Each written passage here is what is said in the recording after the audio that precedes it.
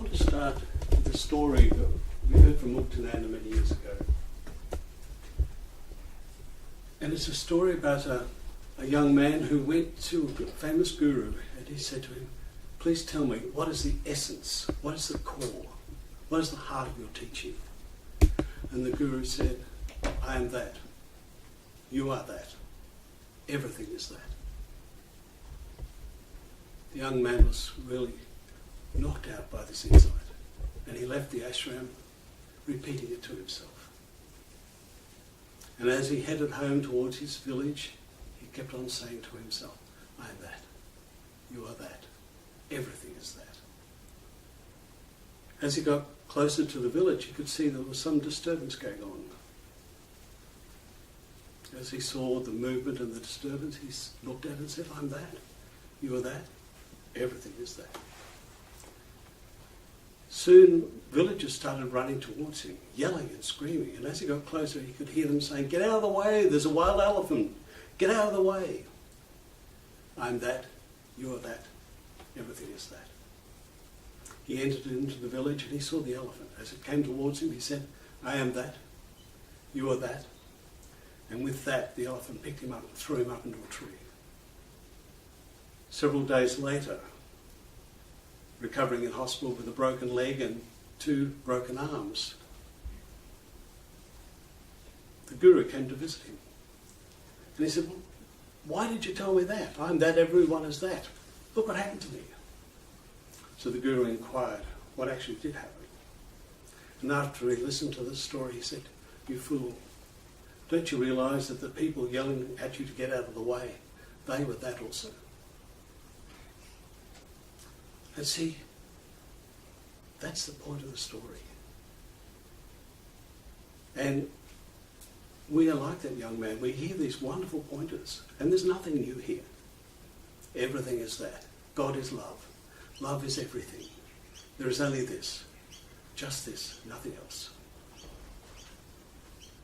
And yet we hear these pointers and we apply them selectively. What part of everything don't we understand? And it's this choosing is the question.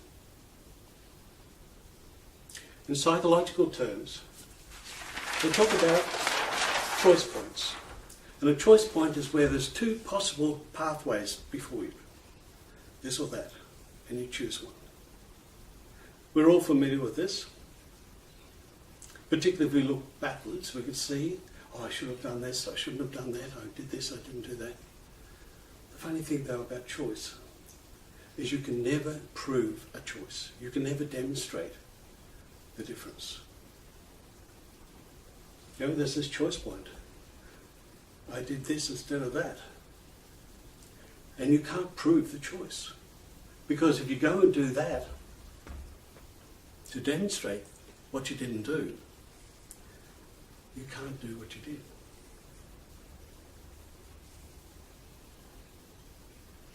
Now, so many philosophical traditions have wrestled with this question of choosing. And you could create a spectrum. At this end is determinism, fatalism. At this end is total choice.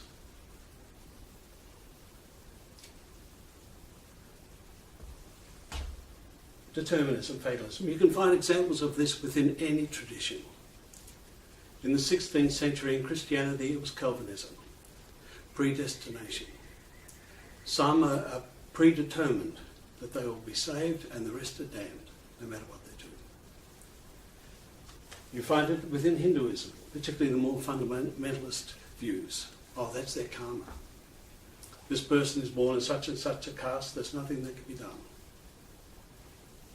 If you've ever been in the Muslim world, a devout Muslim will seemingly end every sentence with Inshallah, God willing.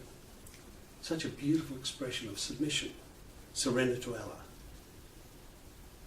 Yet it too can be distorted into some sort of crass fatalism. And within Advaita, you read particularly the later writings of Ramesh Balsekar. Everything's God's will. And he seems to be saying, do whatever you like. It's God's will what happens. The other end of the spectrum is total choice. And particularly some of the new age stuff around create your reality, dream your destiny, design your future. You choose, you're in control. Visualize your future, make it all happen. And you see those crystal wavers visualizing the car park. Ah, see, I did that. It's neither this nor that. As the ancients express it, choices are made, yet there's no choice maker. You see, you can't work this out with the mind. And any philosophical attempt is delusional. Krishnamurti used to say, he used to call it choiceless awareness. Now, you can't practice choiceless awareness. You can't train to do that. It's like rehearsing spontaneity. Yet we all taste that. When you're really in the flow, when you're really in the zone, choices simply happen.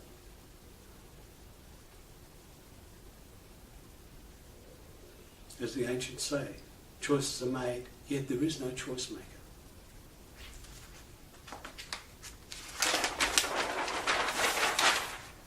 Many people live life as if they are the actor on centre stage, and everybody else is the audience or the passive background. This is a common fantasy. This me is the subject and everyone else is the object. This self-focus. And it's totally absurd, because that delusional thinking is carried out by everybody. Everyone else thinks they're the subject and everyone else is the object. Caught up in this subject-object dance.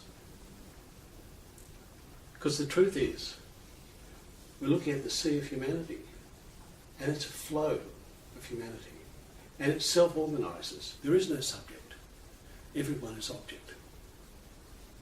And choices are made. And it happens spontaneously. If you look within a human brain, there is something like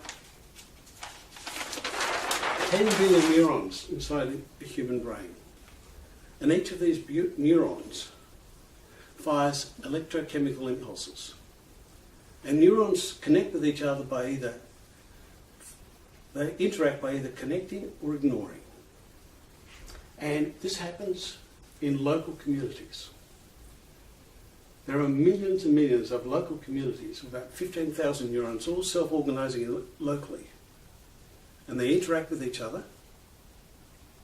And there's no central programmer, there's no master controller. There's no one in charge. It self-organises spontaneously by connecting or ignoring, connecting or ignoring.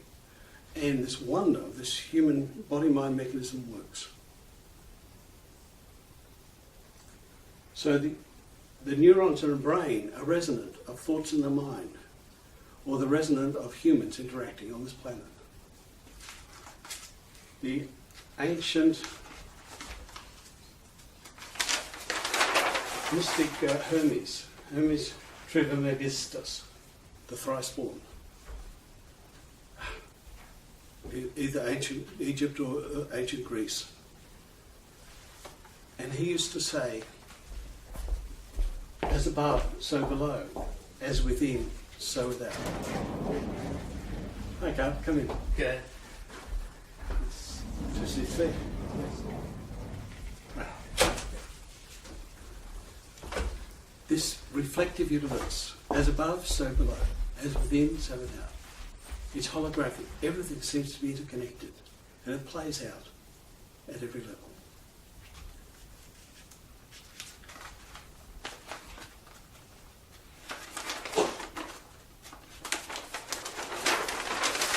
So the invitation here is to shift perception, to shift from self-focus, from me-focus to other focus, to shift from the self into the field of awareness,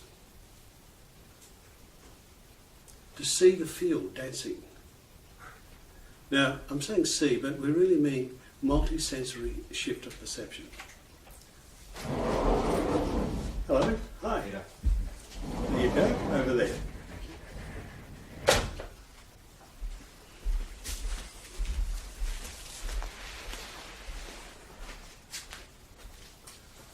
this is the invitation for all of us to shift our way of perceiving.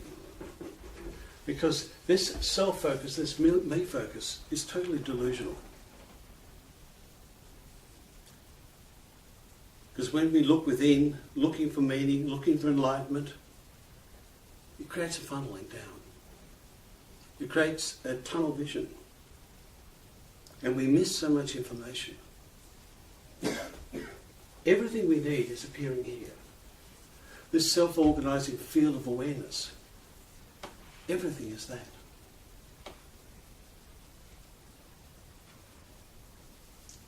This universe seems to be constructed on a need-to-know basis.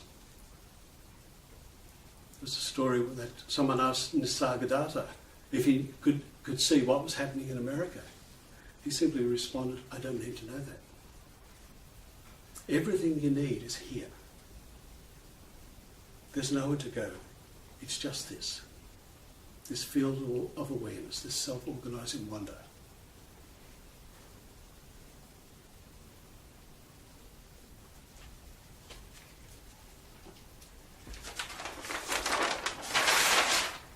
The 17th century Bankei, Master Bankei, the Zen master, expressed it as, abide in the unborn Buddha mind. And he would describe the unborn Buddha mind simply. While people sat and listened to him, he would point out that while they were listening to him, while they were engrossed in his teaching, they could hear spontaneously the cawing of the crow. They could hear the dinner bell ringing, indicating that it's time for lunch. They could smell the smells. They registered the sights in the room. They registered the people around them. All this happened spontaneously without any effort. This is the wonderful nature of this unborn Buddha mind, this field of awareness. There's nothing that has to be done here. Rather, there's some undoing.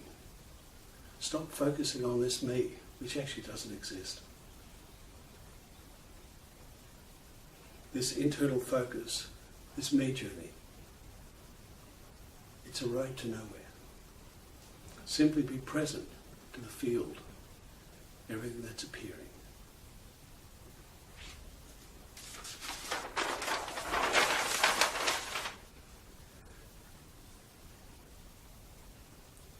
Shifting from self-centeredness to other-centeredness. It's that simple. It's all here. This field of awareness, dancing before you. Everything you're looking for is presently available. It self-organises spontaneously. And like the neurons in the brain, everything is connecting into local communities. It's just this. Nothing else. You don't have to go anywhere. Simply be present to this.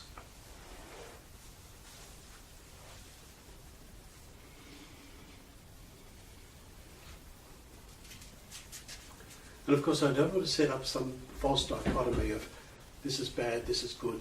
It's not either or. Because in this other-centeredness, in this field of awareness, the me story also appears. It's all presently here. So Francis of Assisi used to say to his monks, if you're walking anywhere to pray, let your walking be your prayer. Every step, every moment, every breath. Opening up all the senses, experiencing this. Nothing could be simpler. Inspiration, every breath in. Expiration, surrender, every breath out. Just this.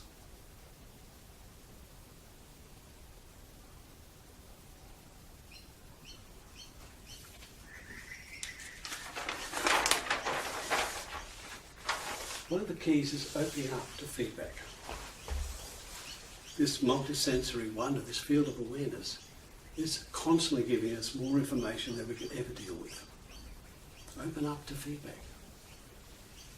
Feedback is the key for shifting everything. This whole universe self-organises around feedback. Now there's feedback you like, there's feedback you don't like. There's no such thing as bad feedback.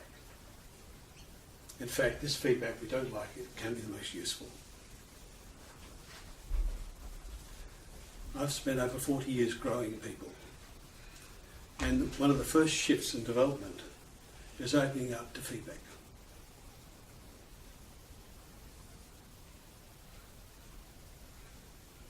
And it's the simplicity of that. How do you open up to feedback? Listen. Very few people know how to actually listen. That's a gift in itself. Because if you're so busy talking to yourself, it's damn hard to hear anything else. Listen, inquire, explore. Feedback comes through every sense. And the way things seem to be constructed, feedback goes from the subtle to the gross. You get it as a hint, or as an impulse. You get it as a thought. You get it as a feeling. You get it as a rock hitting your foot. It doesn't matter. It's always available. It's always present. It's always here. Opening up to feedback. Now, feedback is one aspect of it. There's another concept, feed forward. Now, we may not be familiar with the expression, yet we know this. I'll give you an example of feed forward. You're working on a task, and as you're working away, you anticipate and project and imagine that when you finish this, everyone's going to love you and think you're a hero. And of course, that projection changes the way you actually do the task. That's a positive cycle. It also can be negative cycles of feed forward. Imagine someone's asked you to do some analysis of what went wrong. And as you start to explore and look at the causes of how everything's stuffed up, you start to feed forward that, hang on, this is pointing at the people who asked me the question. When I deliver this, they're going to hate it. In fact, they might shoot the messenger. In fact, I'm probably going to lose my job. That feed forward will profoundly affect the way you operate. Now, particularly, feed forward happens around fear and anxiety. Our fears become so self-limiting. Mahatma Gandhi used to say, you are the centre of a circle which has no circumference, no boundary. What creates the boundary is your fear. I learned a long time ago that I could never take an organisation or a group of people beyond the fears of the leader. Yes, you could grow people, everyone wants to grow, but if it starts to threaten the leader's sense of self, or they start to get anxious, it contracts. So our fears, our anxieties are what gets in the way. Within the Hindu pantheon, the god Vishnu.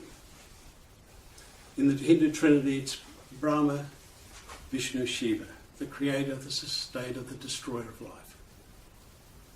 And there's a story how Vishnu was going off to a Trinity meeting, and he was a bit concerned to leave the other gods because they tended to muck up, and things went astray when he left them. So they had a good discussion, and they agreed to not open the door and behave themselves.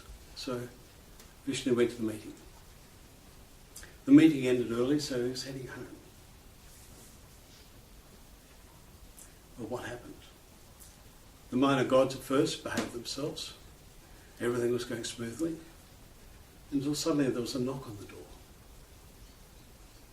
Curiosity got the better of one of them, and he opened the door, and this monster leapt in and started screaming. And as he screamed, it got bigger, and everyone freaked out and jumped back. And the more they ran around, the bigger the monster got. And they were screaming and yelling and running and trying to hide, and the monster just kept growing. Anyway, Vishnu was returning home. As he got close, he could hear the yelling and screaming. He walked in the door and he sized the situation up immediately. And the monster came at him, screaming at him, and Vishnu just simply said, "Oh, hello, how are you? What do you need?" And the monster shrunk. And Vishnu kept connecting with him, speaking calmly, and inquiring what he really needed. And the more he did this, the smaller the monster became. The other gods came out of their hiding place and they gathered around Vishnu as the monster shrank smaller and smaller. Vishnu ordered the servants to actually give this monster anything he needed, any food or drink.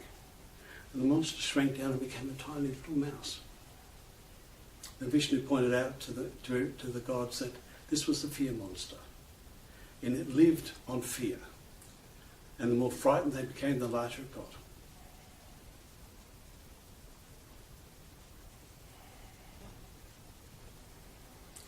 The gods were amazed, and they decided to keep this monster now a little creature, and put it in a cage to remind them of what their fears did.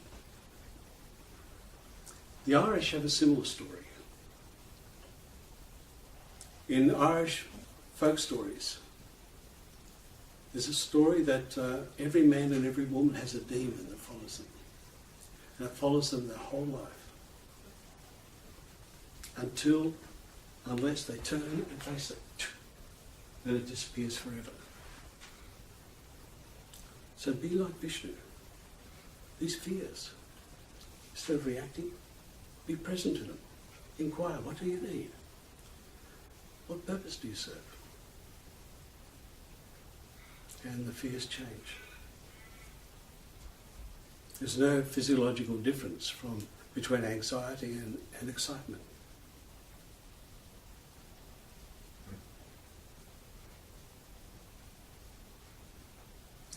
Or be like those wise Irish storytellers. Face the fear, look it in the face, and it's gone forever.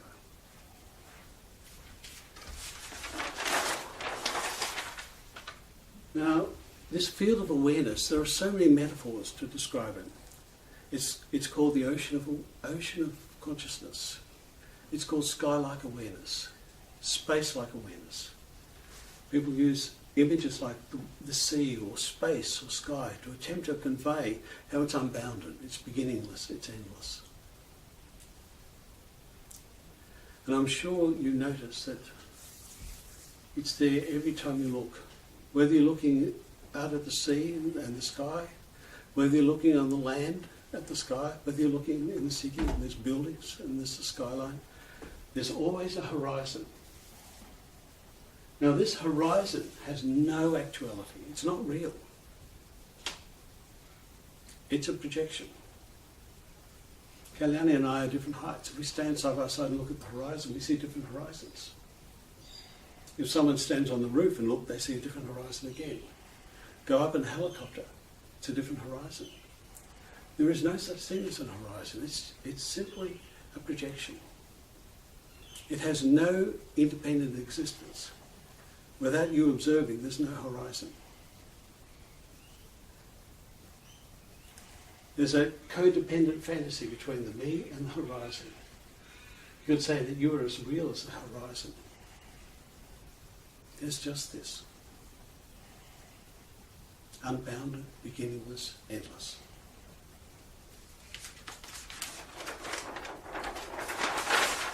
Sailor Bob has a beautiful story about the self-shining sun. And the sun, its quality is, its nature is to simply shine. And in that shining, heat happens, warmth happens, evaporation happens. And through that evaporation, clouds form.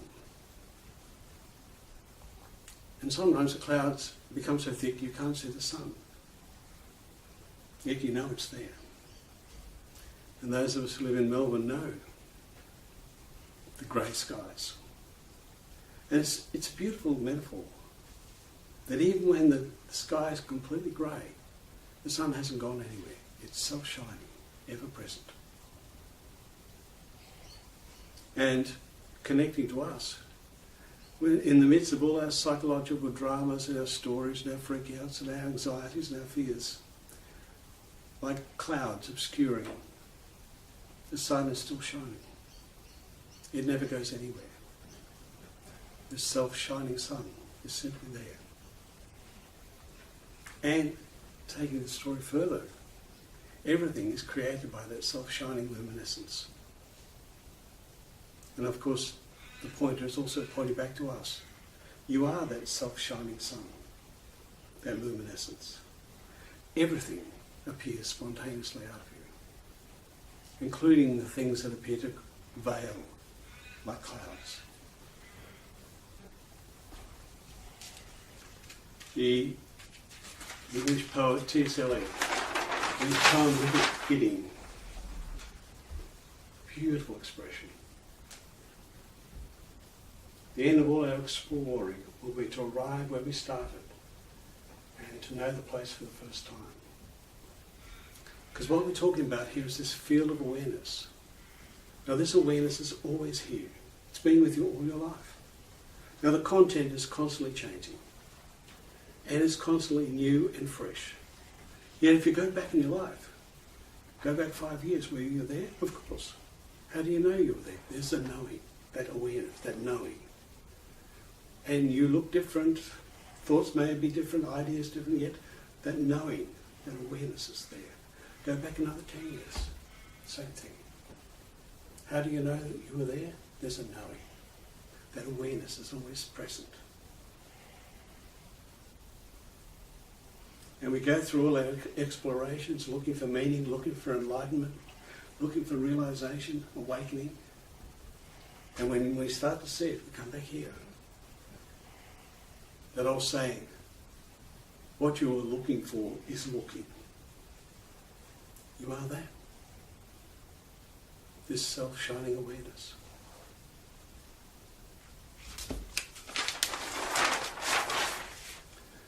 There's only one issue. Ownership. Doership. This claiming. Yes, I did it. Yes, they're my thoughts, my fears. No, they're not. They're simply arising. So, the hint is, get off the ship. Ownership, doership, all this me stuff. It's simply a story. In is where it's at. Life is in, the present continuous. Flowing, relating, connecting, being. Relax as that self-shining awareness. Even something simple as a really good conversation. There's no me, there's no you. There's no one thinking, oh, should I say that, or I better not say that, or this might upset them. There's just this flowing. You know, like we all have a present experience of choiceless awareness. It's just the flow. And a conversation, a heart-to-heart conversation is a good example. Or a group of musicians playing, and they talk about being there really cooking, you know. Nobody works out, should we change the key or not, or should we change the tempo? It just all just happens intuitively. Or a group of sports people playing in a team game, it becomes almost telepathic. One will just run as the ball is already, before it's gone, it catches it. You know. The hand just goes up. So coming along to these meetings, I feel that I hear about this possibility of being in the zone continuously almost. I don't know that. Yeah, but see, again, it's this figure ground reversal. The proposition here is that you are always already in the zone.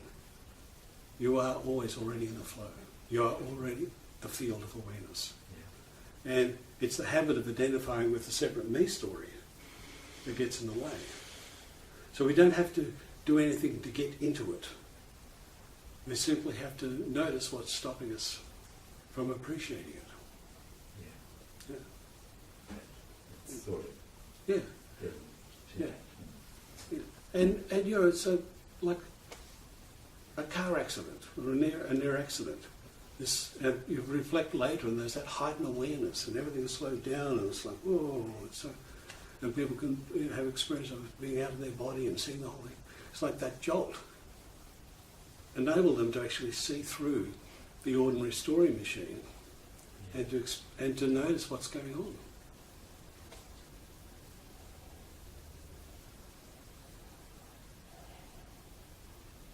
So again, it's not a matter. It's nothing we have to do. It's a matter of just seeing through the stuff that we're caught up in. And so much of it is, for many people, is internal dialogue. Yeah. Is this, am I there yet? Is this it? And while we're running the projection and then the comparison story, we miss the very fact that this is it. It's the habit, Tony, of being drawn into the spontaneous narrative that runs up the thinking stream, the thinking flow. And in our regular life, it's that thinking that enables us to do things, to sort things out, to resolve issues, whatever it might be. Yet what we're speaking about is often called prior to the thinking. And thinking arises in that spaciousness. So pulling back from putting the attention in that thinking stream, it's probably going to keep going and running and doing things most of the time. But pulling back from putting the attention into that. And even going back to Nisargadatta's I amness that he speaks about extensively. And Ramana Maharshi also spoke about that. And that amness is just simply that sense of wakefulness, of presence, prior to the attention going into the thinking. So it's prior to that attention going into the thinking.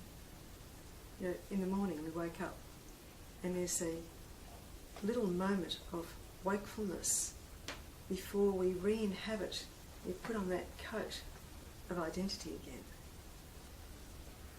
I think everyone knows that experience. Not quite, almost. Yeah. Well, not quite's pretty good. And staying with that, purely that sense of presence, that, wakefulness, not I am awake, or I am awake and I'm running late for work, or whatever it might be, but wakefulness. And cutting back to that, letting that thinking stuff go past. If we don't claim ownership of the thinking, it's easier to let it flow past. It's like traffic. It's a beautiful analogy. Yeah. The traffic flowing past. It's not your traffic. It's not your traffic. Just let it go.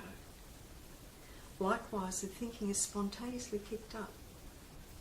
If you were actually doing it, if you were driving the thinking mechanism, the spontaneous flow, then you'd be rearranging the thoughts so that they were joyful and blissful and marvellous and all the other sorts of things that we prefer. So coming back, letting that thinking stream just flow of its own and drawing the attention back into just handness. Just, you're awake. There's consciousness. Yeah? There's unconscious and there's conscious. Unconscious when you're asleep or under an anaesthetic.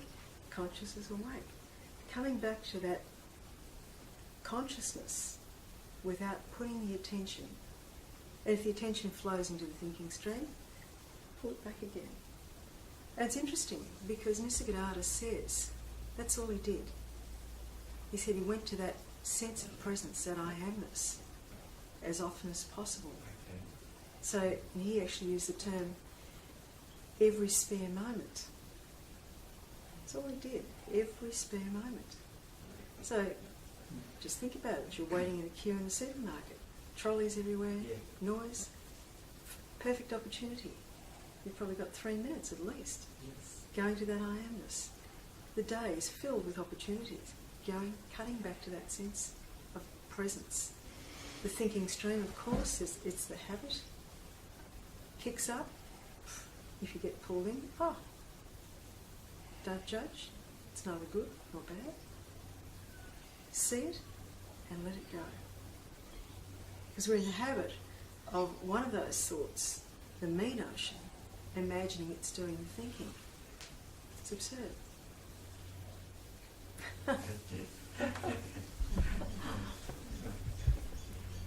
It's rubbing off, but it's, Yeah,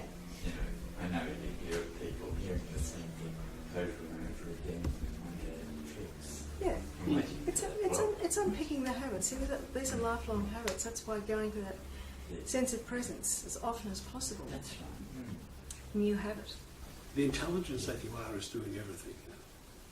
This life essence, this core, this field, this wakefulness, this awareness, call it what you like, it's doing everything. And it brings you here, it brings you there.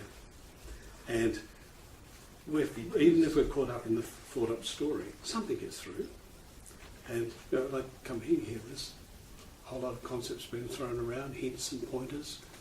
And it's either, it's taken in spontaneously by the intelligence, and it kicks it up, or not. And it does it.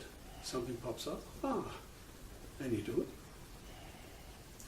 So I love that Bankei, when he was talking about this unborn Buddha mind that we are, he was saying break the mould of self-centeredness. And he called it a habit. And because it's a habit, it can change.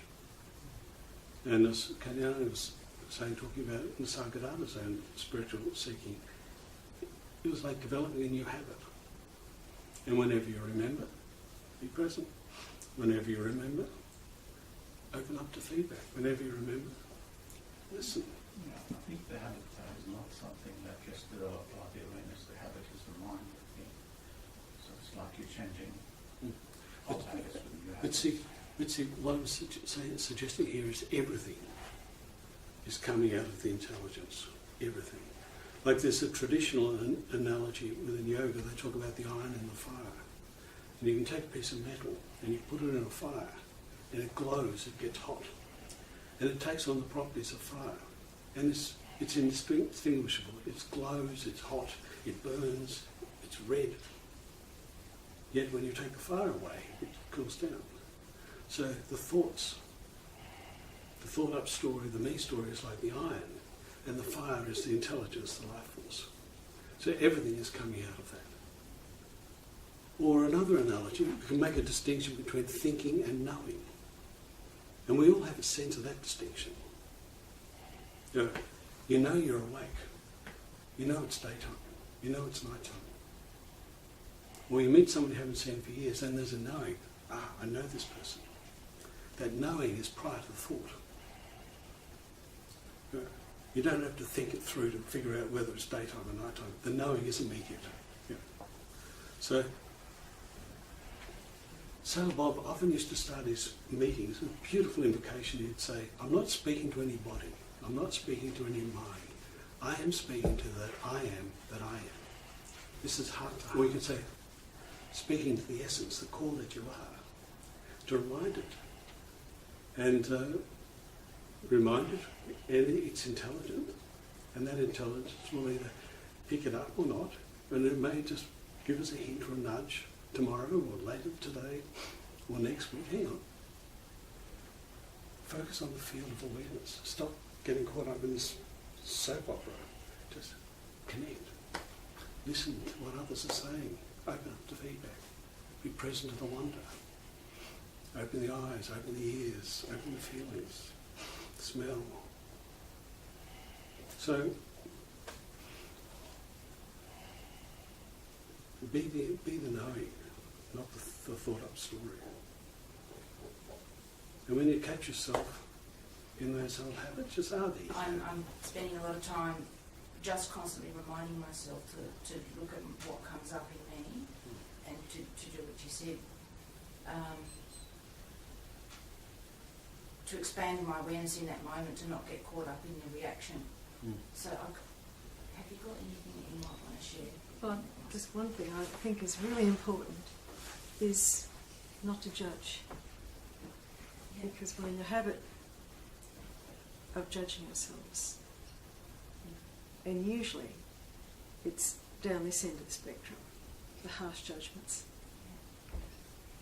And particularly if you're in a difficult situation and it's very challenging, then of course it's quite natural for those that we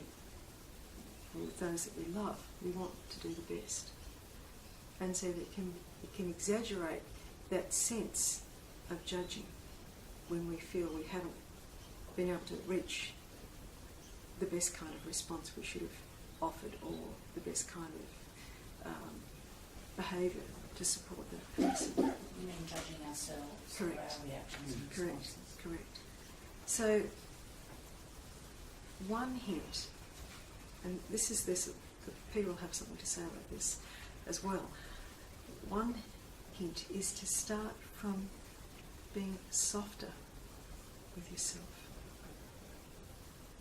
When the judgments arise, I can't do this, it's too hard, or I should have done a better job, or whatever it might be, whatever those particular judgments are, see that they're coming up and be easier with them. Ah, there's that judgment that I'm da-da-da-da-da. Oh, there it is. And just start to let those judgments go. And of course they'll come up.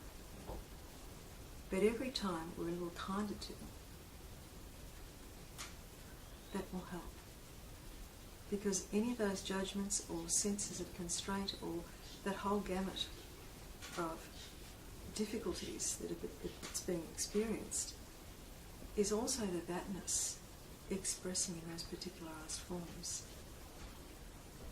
So it's not that there's something that shouldn't be there. It's a very spontaneous and natural response. This is focusing on yourself,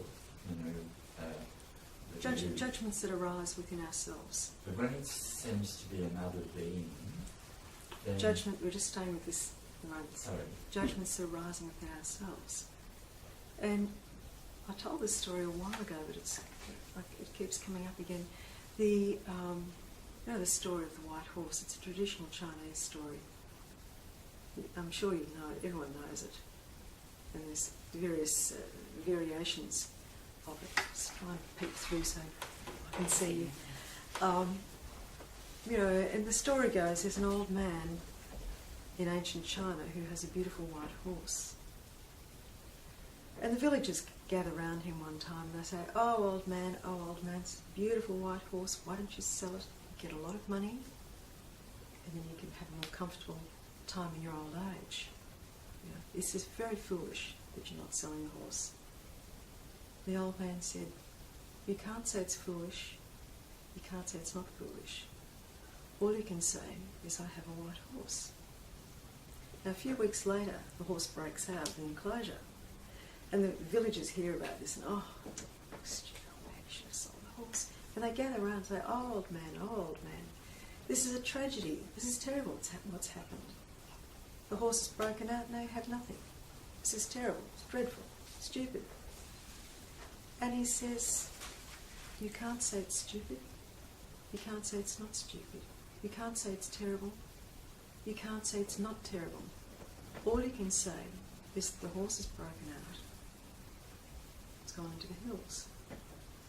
A few weeks later, the horse returns and brings with it 12 wild horses.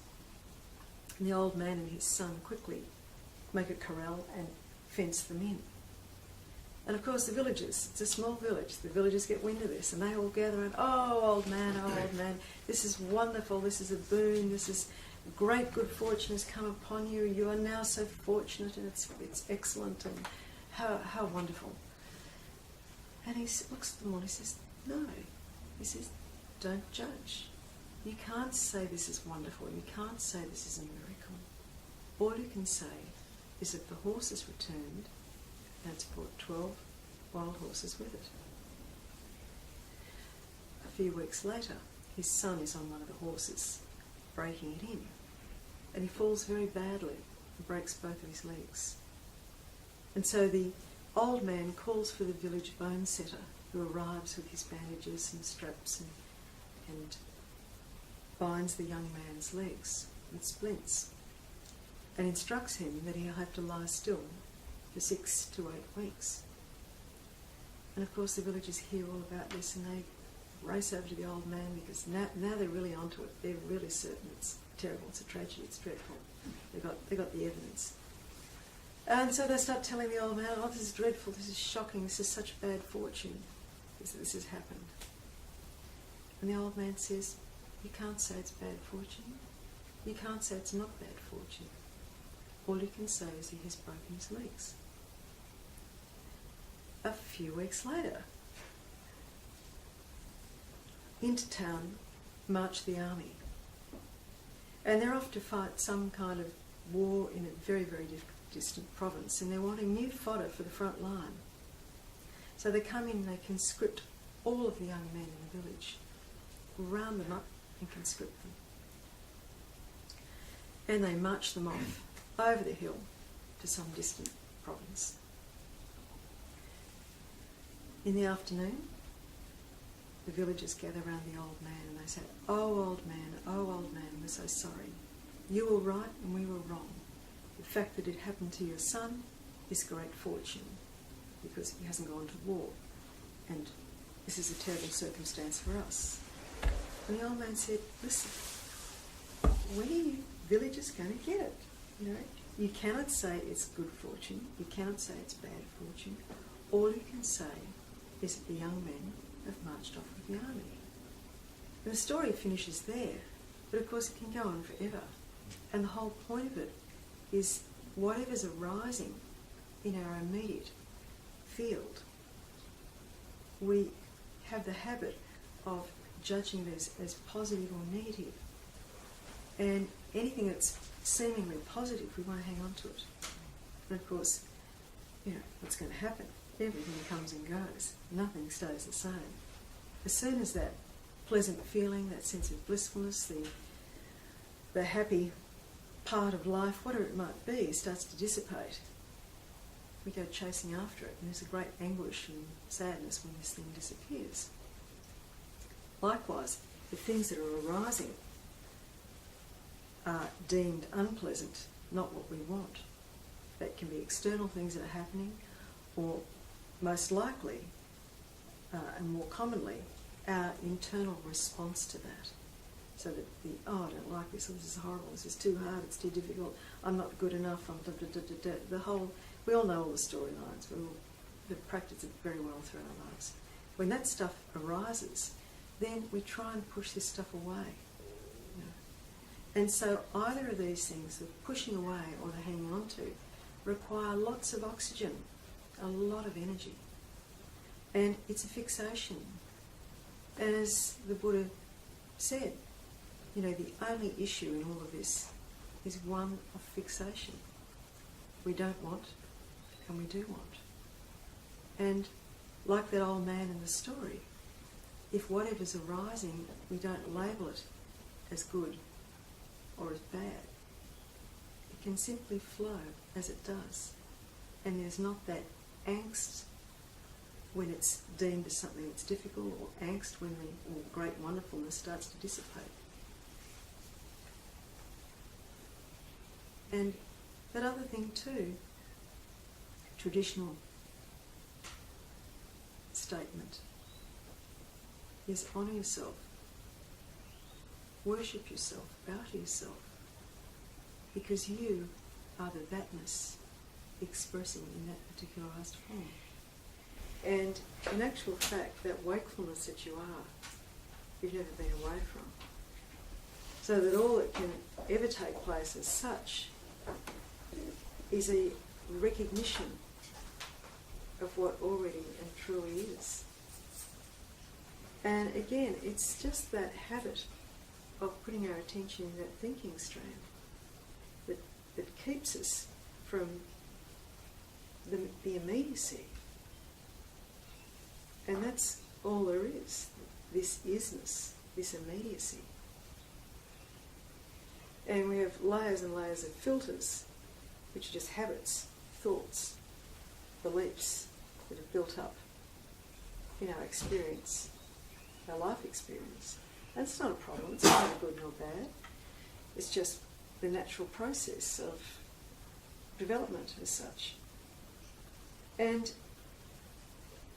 allowing these filters, these expectations, these notions, this identification with the thinking stream to subside, just to allow it to subside, losing that tenure on it, and in particular, that the critical one in all of this is this me notion, this me identity that the things are going to happen to are me. Seeing through that one, and then you're left with what you've never left. You're left with what you always are, and that you've never been away from. So let's be clear, you'll get nothing here. In fact, we'll show you how to take away what you thought you had. Getting rid of what you've never had. Yeah. But the funny thing about this stuff is you look and you can't see it anywhere. And then when you see it everywhere. Everywhere, Yeah. that's true. Because there's no special place. It's just this. This field of awareness is wherever we are. You know, Bob used to say, you know, people want to get into the now. He used to say, try to get out of the now. Because we're always here. There's nothing to do to get here. Simply be present to what's happening. And one of our teachers, Ramesh Balsaka, he used to call these sorts of things tastes or samples. And we all have these samples, these hints. You know, that experience of wonder, that experience of oneness where you feel so connected to someone. You know, there's no you, there's no me. The outpouring of love that can happen spontaneously.